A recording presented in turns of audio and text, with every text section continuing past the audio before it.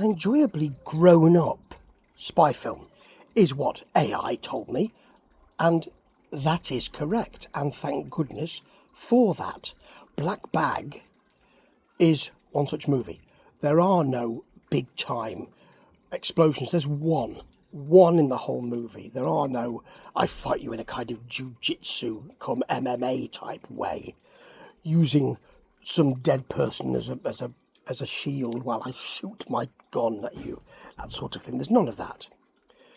What this is, and it's directed by Steven Soderbergh, and written in a lovely, lovely way by David Cobb, and it's not directed with any bells and whistles. What it does do is it gives us the John le Carré, although it's very modern, Tinker Tailor Soldier Spy, MI5 and British spying is a bit creaky. It's got that. It's got Pierce Brosnan, who's in his pomp now, isn't he? In his pomp. I need to find out what the characters are called. Yeah, he's called Arthur Stieglitz, and he seems to have both a tiki face with a rather drinker's red nose. It's beautiful. Now, one slight costuming basis. Everyone's in single-breasted button suits. He's in a double-breasted suit, slightly more florid. And the whole thing of this Tinker Tailor Soldier Spy, John le Carré thing, is that there's a husband and wife, George and Catherine, played by Michael Fassbender and Kate Blanchett. They are in love and they will kill for each other. And Michael Fassbender has that very still, very big glasses, polo-necked George Smiley feel. He's one step ahead of everybody, or so he thinks. I won't tell you what the plot is about, but they're rather florid and also aspirational staff, with Tom Burke as the one who's florid and, you know, liable to fly off the handle, and Marisa Abela as Clarissa Dubose, beautifully poised. One of them has stolen a file which is some kind of gubbins around a nuclear reactor thing. What it is that George doesn't know if his wife is having an affair or if she's been turned, and she doesn't know why George is watching her, as he has been all the time, and he is undermining protocol to do so, and very quickly it becomes clear that nobody quite knows what's going on. One, because that's part of the plot, and more of that in a minute, and two, because nobody quite knows what's going on because they're all a bit crap.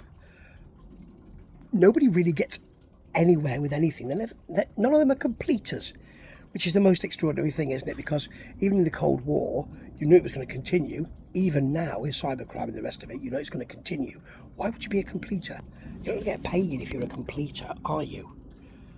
Anyway, the first point is the plot. And what this film does is it doesn't hold your hand and take a big spoon out and say, "Have some more plot, Steve. Thank you very much. Look at all these people being killed. Oh, yes." It doesn't do that. What it does do is say, "We've jumped from one side, one bit to another. Can you make the connection here? We don't need to tell you about this. There is a basis to all this," which will be Naomi Harris, she's a psychologist, and she's from Blackpool, and every fourth or maybe eighth vowel is rounded. It's beautifully done. She is a common thread for the whole of them, because so many of them are attending her sessions. And they don't tell you, they don't have to tell you what has happened in the plot elsewhere. They present it to you and expect that, oh, that must have happened then. You have to think. That's not at a premium now. When you have a media and news platform generally, which doesn't say what do you think? It says, how do you feel? That's what happens in films too. How do you feel about this? There's bangs and crashes and big music. This says, what do you think about this plot change? What do you think about what's happening now? Who do you reckon is the person who's stolen this? The file is a MacGuffin to allow you, and the characters in a way are ciphers, to allow you to make some jumps and fill in some blanks and decide what you want to do. And it doesn't really matter, because in British spying and American spying, I might say, there is a perception that nothing ever really gets completed. There are ideas, but they don't ever come to fruition. Or even if they do, it's just a precursor to something else. This is beautifully acted. It's very restrained, and particularly the stillness of Michael Fassbender as George. George Smiley, really. He's called George Woodhouse, I think, in this. But his stillness and his absolute reining in of emotion is beautifully done. In fact, the whole film is. It's not directed with any frills or furbelows. It's not written with any frills or furbelows. It's not set with any frills or furbelows. It's modern. But that doesn't seem to matter, because the ideas and the acting is as old as time itself. This is the kind of movie that makes me grab onto something and think there are people who still want movies like this. Movies that make you think. Movies that say, I won't give you everything. Movies that say, make your own choice. Movies that are so rare. Have a look at this. Black Bag. If you want to be spoon-fed, avoid it like the plague. There'll be a new Jason Statham movie out.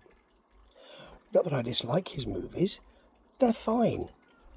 But if you want to think, this is like one of those 1970s spy movies, like The Parallax View, for instance, or the internecine. What was it? The internecine strain? Somebody can tell me, I'm sure. Movies like that, where you don't quite know what's happening. Sandy's constantly shifting, and you love it. You will love this. It is a great movie. Have a look at it. You will not be sorry.